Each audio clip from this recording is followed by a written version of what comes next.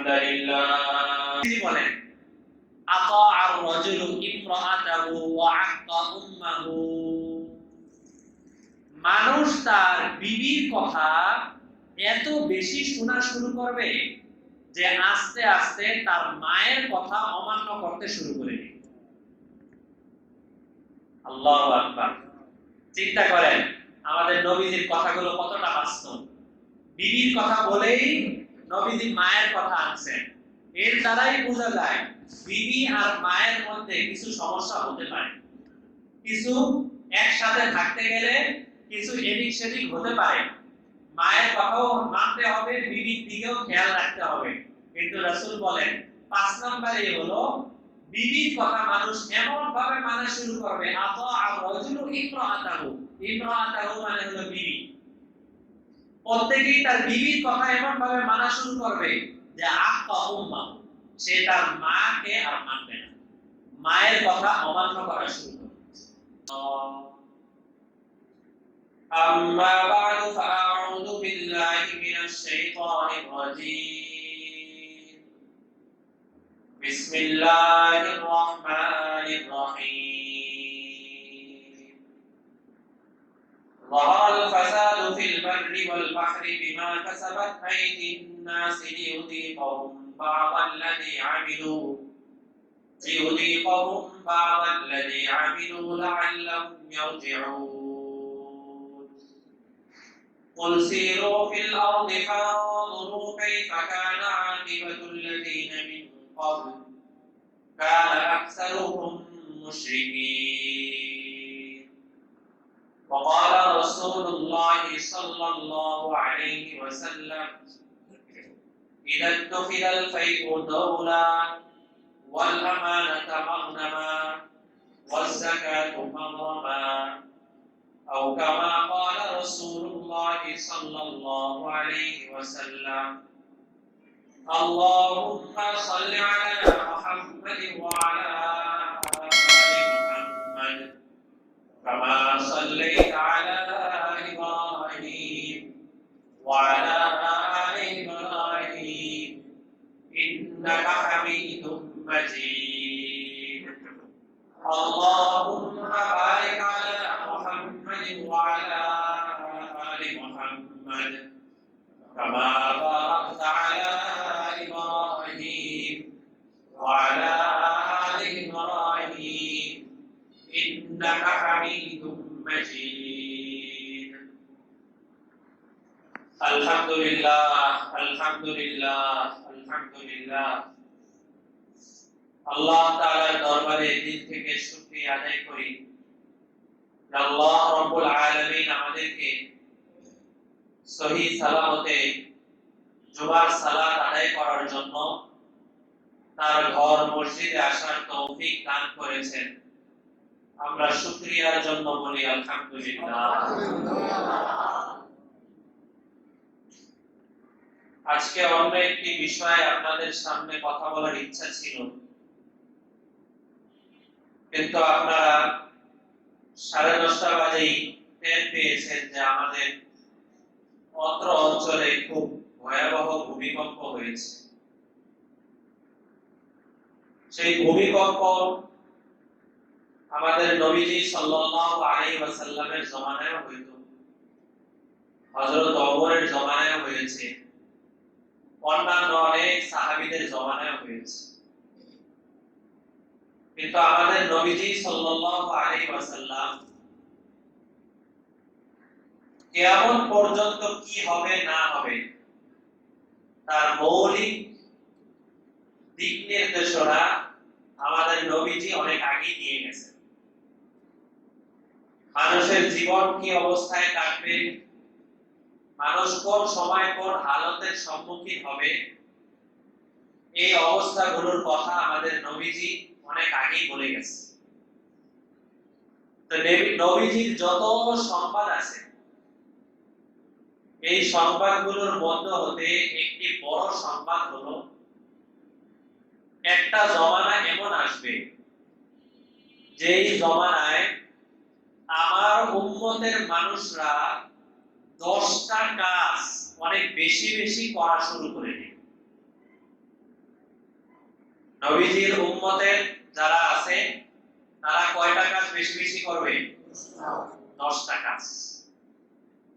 নবীজি সাল্লাল্লাহু আলাইহি ওয়াসাল্লামের সেই 10টা কাজ কি কি? এটা তিরমিজি শরীফ যে হাদিসের কিতাব, এই হাদিসের কিতাবের মধ্যে সেই 10টা কাজের কথা নিয়ে আসা হয়েছে। নবীজি এক নম্বরে বলেন ইদা তুখিদাল ফাইউ দাওলা। 10টা কাজের এক নাম্বার কাজ হলো যদি কোনো মানুষের কাছে সরকারি কোনো মাল আসে মানুষের সেবা করার জন্য, জনগণের সেবা করার জন্য, তাহলে সরকারি মালকে সে সরকারি মাল মনে করবে না, এটাকে নিজের মাল মনে করা শুরু করে দিবে। এটা হলো নবীজি বলেন আমার উম্মতের যে 10টা স্বভাব এক সময় আসবে তার মধ্যে এক নম্বরে নবীজি বলেন ইদা তুফিদাল ফাইউ দাওলা।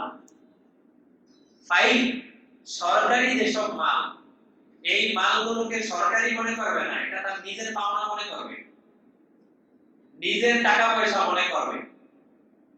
আপনারাই বলেন এই জিনিস কি আমাদের এই জমানায় আসছে না এখন আসেনি? আসছে।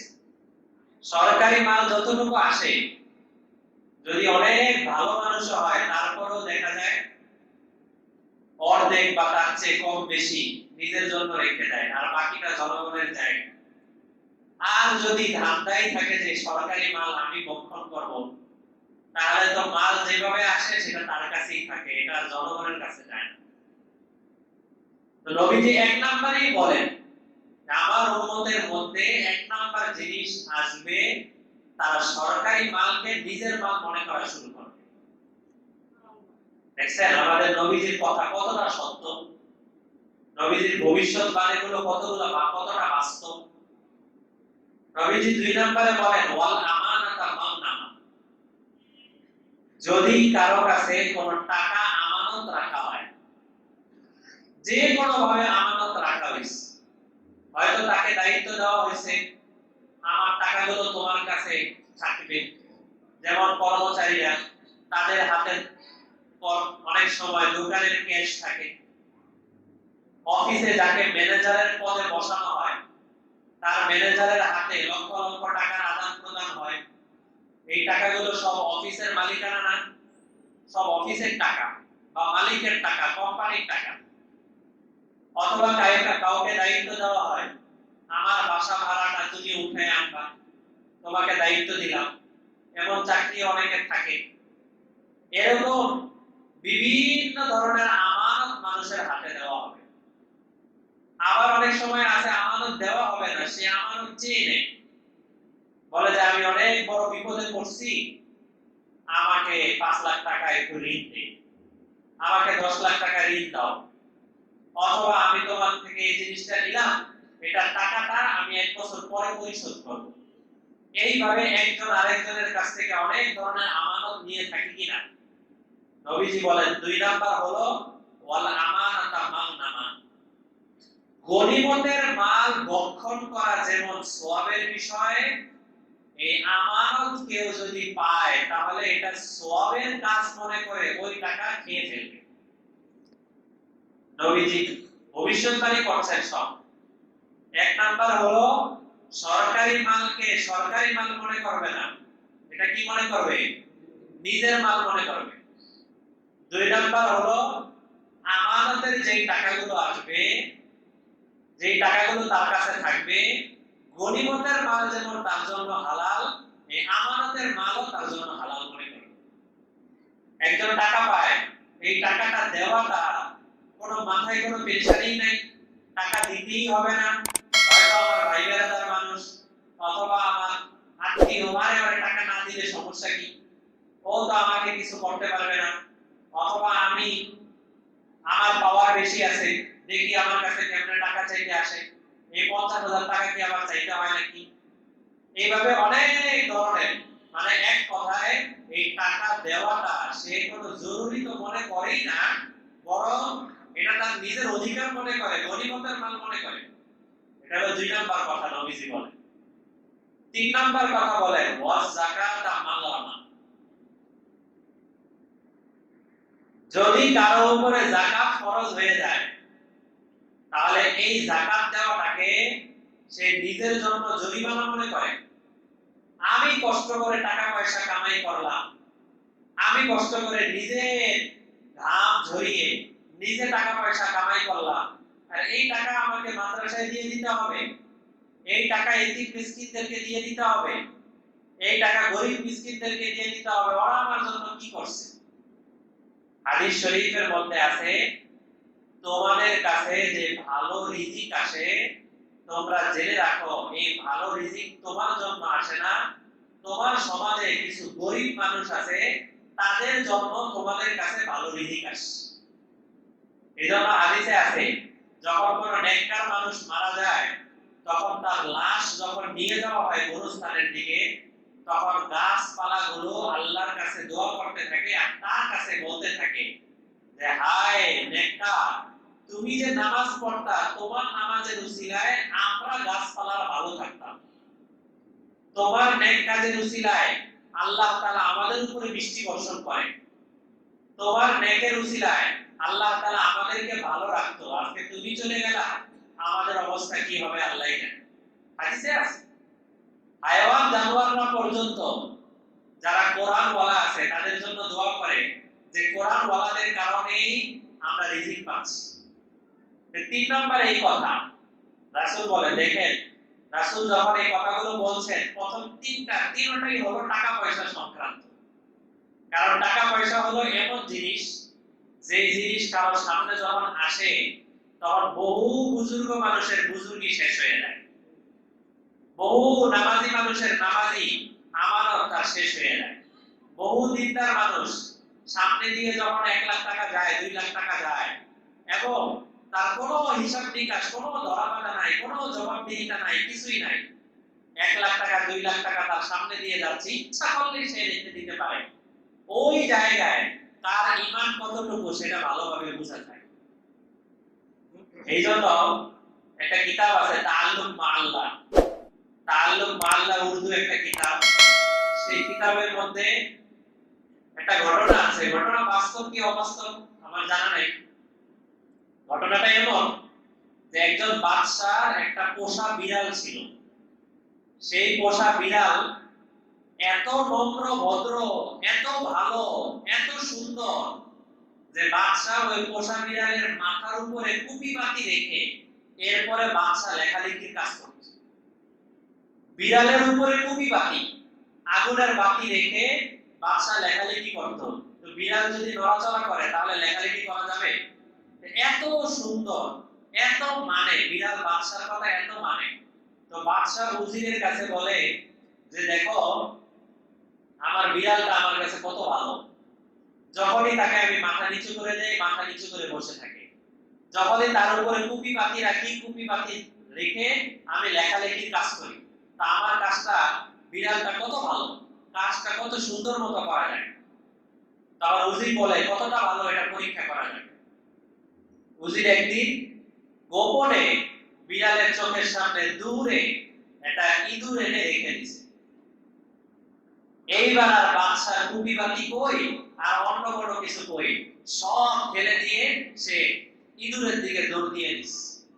তখন উজির বলল বাদশা ইঁদুর দেখার পরেও বিড়াল যদি আপনার দিকে তাকিয়ে সে যদি চুপ থাকতে পারত তাহলে বুঝতাম সে আপনার আসল কর্মকর্তা, কিন্তু ইঁদুর দেখার পরে সে নিজের নিয়ন্ত্রণ করতে পারে নাই, তাহলে সে এখনো কর্মকর্তা হতে পারেনি।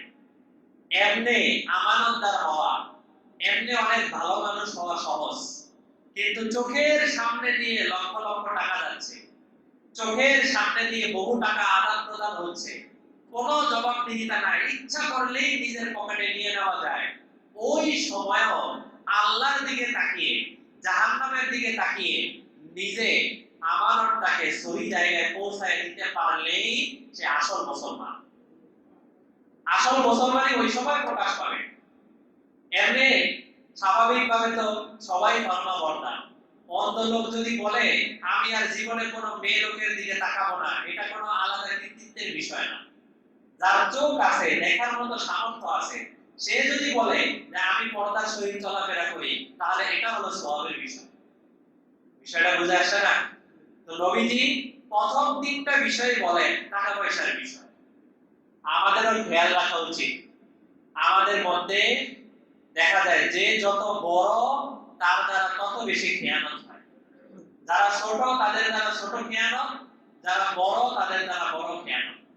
যেই জায়গায় সম্ভাবনা আছে আমার উপরে কোনো ধরনের তহমত আসতে পারে, আমি ওই টাকাটায় হাত দিলেই কোনো সন্দেহ আসতে পারে, তাহলে আমি ওই টাকায় হাতই দিব না। আমার জীবনটাকে এমন ভাবে বানায় নিব যে আমি ওই টাকাটায় হাতই দিব না, ওই দিকে আমি যাবই না। কারণ অর্থের কেলেঙ্কারি, টাকা পয়সার কেলেঙ্কারি, এটা এমন একটা বিষয়, এই বিষয়ে যদি কাউকে দোষ দেওয়া যায় তাহলে মানুষ মনে করে যদি কিছুই না হতো তাহলে কি এমন কথা উঠতো, এটা মানুষ মনে করে। কারো উপরে যদি আপনি লাগিয়ে দিতে পারেন যে সে 1 লাখ টাকা মেরে খাইছে, আসলে সে কিন্তু খায় নাই, কোনো ঘটনাই ঘটে নাই, এলাকায় ছড়িয়ে দেওয়া যায়, এক সময় দেখা যায় যে মানুষ বিশ্বাস করতে শুরু করে ও টাকা পয়সার লোক তো মনে হয় সামলাইতে পারে। এই জিনিসটা কিন্তু বাস্তব। টাকা পয়সার বিষয়গুলো এমন। তো নবীজি তিনটা বিষয় প্রথমে এই কথা বলেন। এক নম্বরে ইদাত তুফিদাল ফাইউদ দাওলা, সরকারি মালকে নিজের মাল মনে করবে। দুই নাম্বার হলো আমানতকে সে গনিমতের মাল মনে করবে। তিন নাম্বার যাকাতটাকে একটা বোঝা মনে করবে। চার নাম্বারটা আসলে আমাদের জন্য বলা হয়েছে, আলেম ওলামা হাফেজে কোরআন যারা, তাদের জন্য বিশেষভাবে বলা হয়েছে।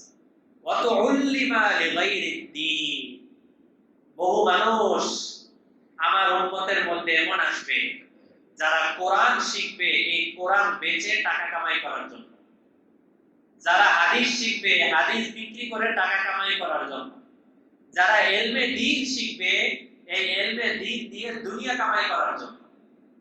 এটা হলো 4 নম্বরে।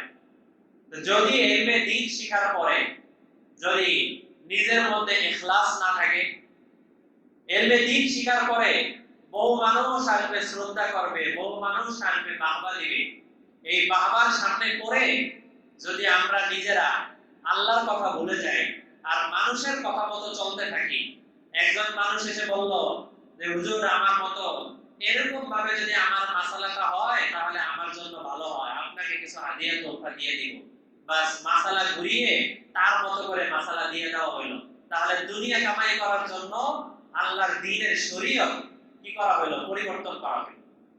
তো 4 নম্বরই হলো দুনিয়া কামাই করার জন্য তারা দ্বীন শিক্ষা করবে আমার উম্মতের কিছু মানুষ। 5 নম্বরে নবী কিন্তু রাসূল বলেন 5 নম্বরই হলো বিবির কথা মানুষ এমন ভাবে মানা শুরু করবে, আতা আর-রাজুলু ইমরাআতাহু, ইমরাআতাহু মানে হলো বিবি, প্রত্যেকই তার বিবির কথা এমন ভাবে মানা শুরু করবে যে আক্কা উম্মা, সে তার মাকে আর মানবে না, মায়ের কথা অমান্য করা শুরু করবে। আল্লাহ রাসূল সাল্লাল্লাহু আলাইহি ওয়াসাল্লাম ইন্তেকালের মাত্র অল্প কয়েকদিন আগে, এটা লম্বা হাদিস, পুরো হাদিস বলবো না, হাদিসের শেষ অংশের কথাটা বলতেছি। নবীজি একদিন এরকম মিম্বরে বসা, একজন অপরিচিত লোক আসছে, আসার পরে নবীজির সামনে তো অন্য সাহাবায়ে কেরাম বসা, সাহাবায়ে কেরাম হাঁটু গেড়ে বসে আছেন, নবীজির বাণী শুনবেন।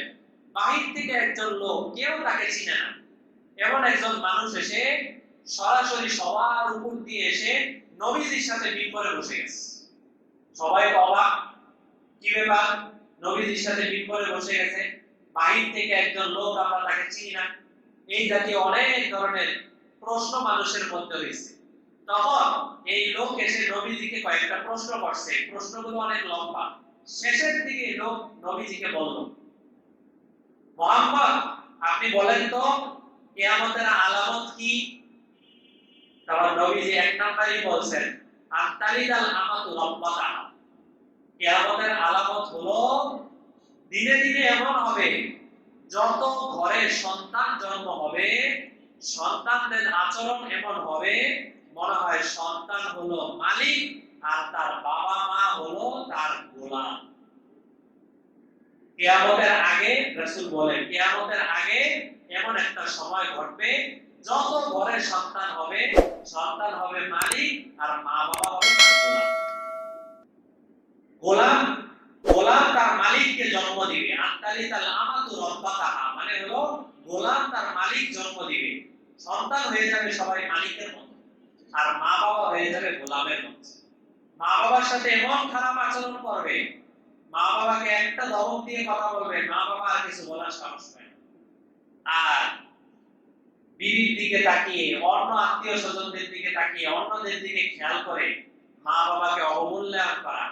বাসার মধ্যে সবচেয়ে নিম্নমানের যে রুম আছে ওই রুমটা মা বাবাকে দেওয়া, খাবার দাবারের মধ্যে নিম্ন খাবারটা মা বাবাকে দেওয়া, কোনো অন্যান্য কোনো গুরুত্বপূর্ণ বিষয় আসলে, কাপড় চোপড় ইত্যাদি বিষয় আসলে মা বাবাকে নিম্নমানের দেওয়া, এগুলো তো আমাদের সমাজে এখন অহরহ।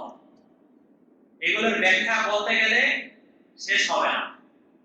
তো এই লোকটা কথাবার্তা বলল, মোহাম্মদ সাদাক্তা, তুমি সত্য কথা বলছো। এই কথা বলে এই লোক চলে গেছে। নবীজি বললেন, তোমরা কি চিনতে পারছো এই লোকটা কি? সাহাবায়ে কেরামকে বলছে। সাহাবায়ে কেরাম বলেন, ইয়া রাসূলুল্লাহ, আমরা চিনতে পারিনি। নবীজি বললেন, সে হলো জিবরাইল। সে আসছে আমার কাছে পুরা ইসলামের খোলাসা তোমাদের কাছে শিখাই দিয়ে গেল। এক একটা প্রশ্ন করছে আর প্রশ্নের উত্তর দিছি, আর সমস্ত প্রশ্নের উত্তরের মধ্যে ইসলামের খোলাসা কথা চলে আসছে। তো 3 নম্বরে 5 নম্বরে নবীজি বলেন যে আতা আর রাজুলু ইমরাতাহু ওয়া আকা উম্মাহু, মানুষ তার বিবির কথা এত মানা শুরু করবে যে তার মায়ের কথা অমান্য করতে শুরু করবে। 6 নম্বরে নবীজি বলেন ওয়া'আদানা সাদীকাহু ওয়া আকসা আবাহু, মানুষ তার বন্ধুর কথা এত শোনা শুরু করবে যে তার বাপকে নিজের শত্রু মনে করবে। আগেরটায় বলছে বিবিকে আপন মনে করে মাকে শত্রু মনে করবে, আর 6 নম্বরে বললে বন্ধুর কথা এত আপন মনে করবে যে তার বাবাকে নিজের শত্রু মনে করবে। তার আকস, বাবাকে দূরে সরায় দেবে, বাবার কথা মানবে না। দেখছেন প্রত্যেকটা বিষয় কতটা গুরুত্বপূর্ণ। 7 নম্বরে নবীজি বলেন ওয়া যাহারাতিল আসওয়াতু ফিল মাসাজিদ, মানুষ যখন মসজিদে আসবে তখন জোরে জোরে মসজিদের মধ্যে কথা বলা, এটা তাদের অভ্যাসে পরিণত হয়ে যাবে। এটাও তো আমাদের সমাজে পাওয়া যায়। অনেক মসজিদে এমন হয় নামাজ পড়ার পরে সুন্নত পড়ার আগে বাহির দিয়ে বিভিন্ন জন এত জোরে জোরে কথা বলতে থাকে যে সুন্নত আওয়ামী ঠিকমতো পড়া যায় না, নফল ইবাদত ঠিকমতো করা যায় না। যে কথাটা একান্ত কথা বলার যদি প্রয়োজন হয়, একান্ত কোনো আলোচনা করার যদি প্রয়োজন হয়, আলোচনা করব, কোনো কথা বলবো, সেটা এতটাই নিঃশব্দে যে আমি যার সাথে কথা বলতেছি শুধু সেই যেন শোনে, অন্যরা যেন না শোনে। কিন্তু দেখা যায় এত জোরে জোরে কথা বলা হয়। আমি আগেও কয়েকদিন আপনাদের সাথে ঘোষণা দিচ্ছি যে বিশেষ করে যেদিন মিষ্টি বিতরণ হয়, যেদিন কোনো খাবার দাবার বিতরণ হয়, ওই দিন মনে হয় না যে আমরা কোনো মসজিদে আছি, মনে হয় যেন আমরা কোনো রাস্তাঘাটে আছি। এমন ভাবে মসজিদের বারান্দা নষ্ট হয়ে যায়, চিল্লাচিল্লি হয়ে যায়, আলো এত হইচই শুরু হয়ে যায়। আরে ভাই, একটা মিষ্টির টুকরার জন্য কি আমার এত চিল্লাচিল্লি করতে হবে, এত নিচে নামতে হবে যে আমি এটা কাড়াকাড়ি করতে হবে? অনেকে বলতে পারেন যে না, এটা বাচ্চারা করে। বাচ্চাদেরকেও তো আমাদের শেখানো উচিত, বাচ্চাদেরকেও তো আমাদের দেখানো উচিত যে বাবা তুমি ধারাবাহিকভাবে তুমি তোমার হাদিয়াটা গ্রহণ করবা, মিষ্টিটা গ্রহণ করবা, এরপর তুমি চলে যাবা, কোনো হই হুল্লোড়ের তো কিছু নাই। তো বাচ্চারা না, বড় মানুষরাই করে, বড় মানুষরাই চিল্লাচিল্লি করতে থাকে। তো নবীজি 7 নম্বরে বলেন ওয়া যাহারাতিল আসওয়াতু ফিল মাসাজিদ, মসজিদের মধ্যে জোরে জোরে, আসওয়াত মানে হলো জোরে জোরে কথাবার্তা বলা, এটা মসজিদের মধ্যে অনেক বেশি শুরু হয়ে যায়। 8 নম্বরে নবীজি বলেন ওয়াসাদাল কবিলাতা ফাসিকুহু, সমাজে যারা নেতৃত্ব দিবে তারা সাধারণত ইবাদত গুজার বান্দা হবে না, ফাসিকুহু, তারা ফাসিক বান্দা হবে। সমাজে যারা ফাসিক থাকবে, ফাসিক মানে হলো যারা স্পষ্ট কবিরা গুনাহ করে, প্রকাশ্যে কবিরা গুনাহ করে, এমন মানুষরাই সমাজের মধ্যে নেতৃত্ব দিবে। এক সময় ছিল নবীজির জমানায় ছিল সাহাবায়ে কেরামের স্বামী স্ত্রীর মধ্যে সমস্যা হয়েছে, মসজিদে চলে আসতেন, ইমাম সাহেবের কাছে আসতেন, আসার পরে উনি যা ফয়সালা দিবেন সেটাই ফয়সালা। সমাজের মধ্যে জমি নিয়ে কোনো সমস্যা হয়েছে, আসছেন মসজিদের মধ্যে, মিম্বরে সবার সামনে পেশ করছেন, যা ফয়সালা হয়েছে ওইটাই ফয়সালা। আর এখন সব কিছু হয় এমন মানুষের দ্বারা যার কাছে আমি জমির বিচার নিয়ে যাচ্ছি তার নিজেই জমির বিচারের ঠিক নেই, সে নিজেই বহু মানুষের জমি আত্মসাৎ করে ভোগ করতেছে। যেমন আমাদের সমাজে আছে না, 8 নম্বরে নবীজি বলেন যে সাদাল কবিলাতা ফাসিকু, যে ফাসিক যারা আছে এরাই হলো মূলত সমাজের নেতৃত্ব দিয়ে। এটা 8 নম্বর। 9 নম্বরে নবীজি বলেন ওয়াকানা জাইমাল কওমি আরদালহু ওয়া আকরামার রাজুলু মাখাফাতা শাররি।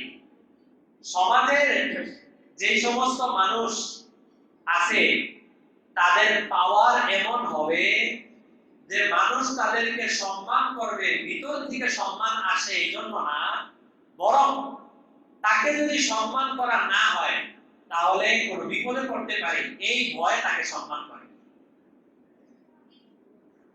1400 বছর আগে নবীজি যা যা বলে গেছেন এই প্রত্যেকটা জিনিস মনে হয় আমাদের সমাজের চিত্রটা নবীজি উঠায় দিয়ে গেছে, এরকমই তো মনে হয়। নবীজি বলেন ওয়া যাহারাতিল কিনাতু ওয়াল মাগাজি, এবং আরেকটা বিষয় হলো দিন দিন মানুষের কাছে গান বাদ্য শোনার যত যন্ত্র আছে এই যন্ত্রগুলো মানুষের কাছে দিন দিন অনেক বাড়তে থাকে। গান বাদ্য শোনার যন্ত্র এক সময় ছিল ঢোল তবলা মানুষ ঘরে রাখতো, আরো যখন আগে বাড়লো তখন বিভিন্ন ক্যাসেট বাজাতো, আরো যখন আগে বাড়লো তখন যাত্রা করতো, আরো যখন আগে বাড়লো এখন মোবাইল পকেটে পকেটে চলে আসছে। আর বহু অনুষ্ঠান তো এমন আছে যেগুলা গান বাজনা ছাড়া হতেই পারে না। গান বাজনা হবে না আবার অনুষ্ঠান হবে, এটা তো সম্ভবই না। অনেক মানুষ, আরো যদি আগে বেড়ে বলি তাহলে আমাদের দেশে প্রতি শুক্রবারের অবস্থা হলো শুক্রবারে যেমন জুমার নামাজ পড়া হয় অনেক বেশি, শুক্রবারে গান বাজনাও বাজানো হয় অনেক বেশি। প্রতি শুক্রবারে যখন আপনাদের এখানে তাফসীর করার জন্য আসি এই পুরা গান বাজনা পারি দিয়ে এরপরে আমার তাফসীর করতে আসতে হয়। এই পার্কের এই পাশটায় এত জোরে গান বাজনা হতে থাকে, কিন্তু কি বলবো জহারাতের কিনাত ওয়াল মাওয়াজি, গান বাজনার যন্ত্র। একটা ব্যবসা করব, একটা দোকান বাজাবো, দোকান চালাবো, আমার দোকানটা কিভাবে বেশি চলতে পারে, জোরে জোরে গান বাজে। আমার দোকানটা কিভাবে বেশি চলতে পারে, বড় টিভি লাগাই। আমার ব্যবসাটা কিভাবে কাস্টমার বেশি আসবে, যদি কাস্টমারের কাছে কোনো গুনাহের আসবাব দেওয়া হয় তাহলে। এইভাবে মানুষের মধ্যে দিন দিন অধঃপতন এইভাবে আসতে থাকে। এরপরে নবীজি বলেন ওয়াশুরিবাতুল খুমুর, এবং মদ, এবং মদের নাম নিয়ে অন্য যেগুলো জিনিস আছে এই সমস্ত জিনিস মানুষ এমন ভাবে পান করা শুরু করবে যে এই পানগুলো তার কাছে মনে হবে যে আমি কোন হালাল খাবার দাবার খাচ্ছি। মদ এটা তার হালাল মনে হবে। এই জাতীয় রাসূল আরেক হাদিসের মধ্যে বলছেন কিয়ামতের আগে আমার উম্মতের মধ্যে একটা দল আসবে, যে দল তারা মদ খাবে কিন্তু মদের নাম দিবে অন্য নাম, যে নামের কারণে মানুষ ধোঁকায় পড়ে যাবে যে এটা তো তাহলে মদ না, এটা তো খাওয়া যাবে। আজকে মদের নাম কত ধরনের নামে মদ বিক্রি হয় না, সুদের নাম পরিবর্তন করে দেয়, মুনাফা, ইন্টারেস্ট, এরকম বিভিন্ন নাম দিয়ে মানুষকে সুদ দেয়। তো এটা তো সুদ না, এটা মুনাফা, এটা সুদ না, এটা ইন্টারেস্ট, এটা তো মূর্তি না, এটা ভাস্কর্য। নাম পরিবর্তন করে মনে করে যে এটা অনেক, এটা মনে হয় ওই জিনিস না, এটা মনে হয় আরেক জিনিস। ঠিক মদের নাম পরিবর্তন করেও মানুষ তার খারাপ কাজ করতে থাকবে।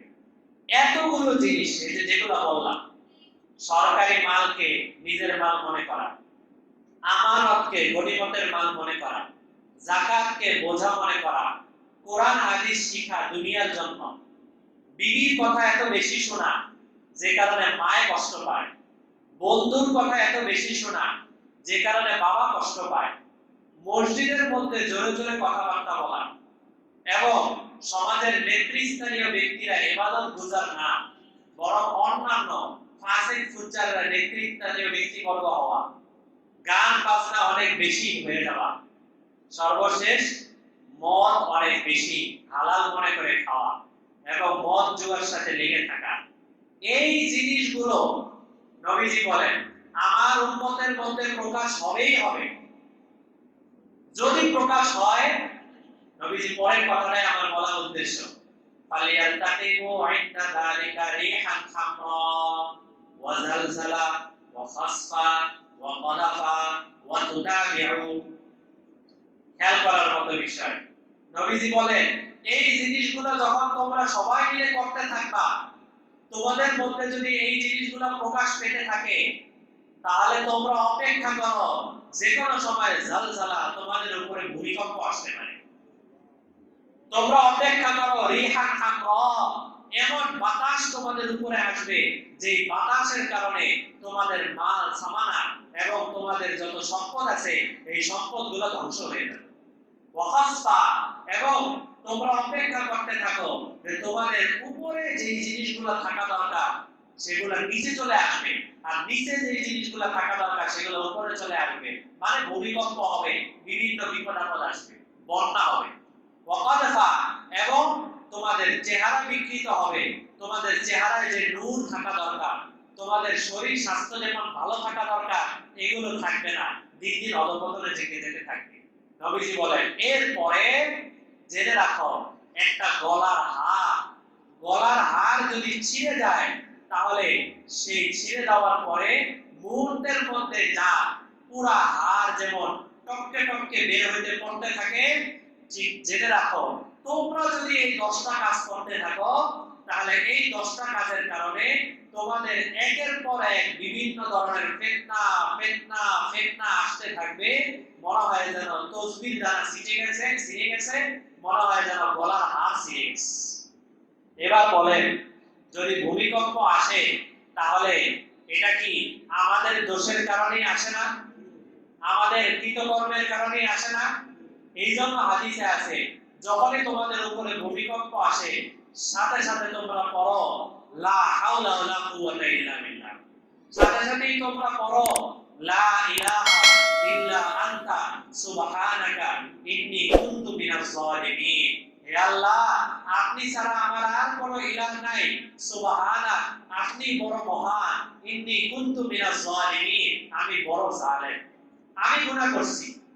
নবীজি বলেন ভূমিকম্প যদি আরো বেড়ে যায়, ভূমিকম্প যদি অনেক বেশি হয়ে যায়, তাহলে সাথে সাথে তোমরা তোমাদের সাধ্য অনুযায়ী নিজ নিজ এলাকায় নিজ নিজ জায়গায় জোরে জোরে আযান দেওয়া শুরু করে দাও, আযান দিতে থাকো। কারণ আল্লাহর নাম যে জমিনের মধ্যে জোরে জোরে উচ্চারণ হয়, ওই জমিনে আল্লাহ তাআলা আনেওয়ালা আযাব আল্লাহ উঠায় নিয়ে যান। আমরা হিসাব করি আমাদের যে ভূমিকম্প হইছে লা হাওলা ওয়ালা কুওয়াতা ইল্লা বিল্লাহ কয়জন পড়ছি, লা ইলাহা ইল্লা আনতা সুবহানাকা কয়জন পড়ছি, আযান আমরা কয়জন দিছি। আমরা ভূমিকম্প আসার পরে সবার আগে ও মা গো বাবা গো বলে বলে বিল্ডিং থেকে নামো, দৌড়াও, চিল্লাচিল্লি করো, এর মধ্যে থাকি। বিপদ আসলে সাথে সাথে আল্লাহর দিকে ফিরে যেতে হবে, এই চিন্তা চেতনা আমাদের কয়জনের মধ্যে আসে? মেরে ভাই, এই কথাগুলো বলার উদ্দেশ্য হলো আল্লাহ তাআলা কোরআন মাজিদে 21 পারায় দুই জায়গায় বলছেন, দেখো লানুযীকান্নাহু মিনাল আযাবিল আদনা দুনাল আযাবিল আকবার লাআল্লাহুম ইয়ারজিউন। তোমরা জেনে রাখো যদি তোমাদের উপরে ভূমিকম্প আসে, তোমাদের উপরে বন্যা আসে, তোমাদের উপরে কোনো আযাব আসে, তোমরা এটাকে নিজেরা এমন মনে করো না আমার উপর এত বিপদ কেন আসলো, তোমরা মনে করো তোমাদের বড় বিপদ থেকে বাঁচানোর জন্য ছোট বিপদ দিয়ে আল্লাহ তোমাদেরকে নিজের দিকে টেনে আনতে যাচ্ছে। আল্লাহ রাসূল সাল্লাল্লাহু আলাইহি ওয়াসাল্লাম প্রতি শুক্রবার ফজরের নামাজে আলিফ লাম মিম সিজদা প্রথম রাকাতে তেলাওয়াত করতেন। প্রতি শুক্রবার ফজর নামাজ যখন পড়ায় দেন আমাদের নবীজি 21 পারা এই সূরাটা তেলাওয়াত করতেন। এই সূরার মধ্যে আল্লাহ তাআলা এই কথাটা বলেন যে আমি তোমাদেরকে জুলুম থেকে বাঁচানোর জন্য বড় ধরনের বিপদ থেকে বাঁচানোর জন্য এই ধরনের ছোট জিনিস তোমাদেরকে দেই, যাতে তোমরা আমার দিকে ফিরে আসো, তোমরা এই সমস্ত গুনাহগুলো ছেড়ে দাও, এই জাতীয় কাজগুলো তোমরা ছেড়ে দাও। আজকে যে 10টা বিষয় আপনাদের সামনে আলোচনা করলাম, আমরা কি সবাই নিয়ত করতে পারি যে আমরা এই জাতীয় গুনাহ আর জীবনে করব না? আমরা প্রত্যেকেই নিয়ত করব। ভাই, শয়তানের ধোঁকা আসতে পারে, আমরা নিয়ত করব আমাদের কণ্ঠ যেন মসজিদের মধ্যে আর জীবনে উঁচা না হয়। আমাদের দ্বারা যেন আমার মা আমার বাবা আর কোনো সময় কষ্ট না পায়। আমার সামনে দিয়ে যদি টাকা পয়সা যায়, কোনো সময় যেন 1 টাকাও কোনো আমানতের খেয়ানত না হয়। আল্লাহ পাক আমাদেরকে এই কথাগুলো, আমাকে এবং আপনাদের সবাইকে আমল করার তৌফিক দান করেন। ওয়া আখিরু দাওয়ানা আলহামদুলিল্লাহি রাব্বিল